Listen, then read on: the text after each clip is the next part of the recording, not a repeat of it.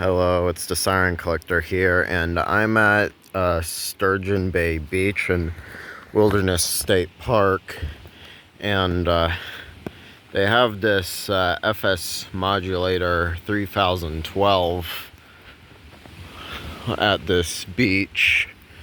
It's solar powered, and I'm pretty sure it's one of the only sirens that has a single antenna.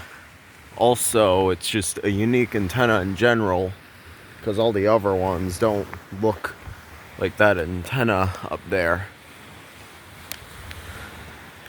And it is getting dark since it's sunset, but here's the grounding cables I see. It's the controller right there, solar panel right there, and the actual siren head right there, along with the antenna. You see the warning labels and the FS logo. There's the ID tag right there.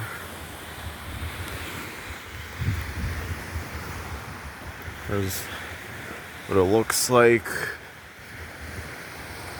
So yeah, pretty interesting siren. Or at least in my opinion. It's probably not as interesting as the Modulator 1004 I saw earlier, but at least this one has a unique antenna, even though it is a Modulator 3012 like all the others in the siren system.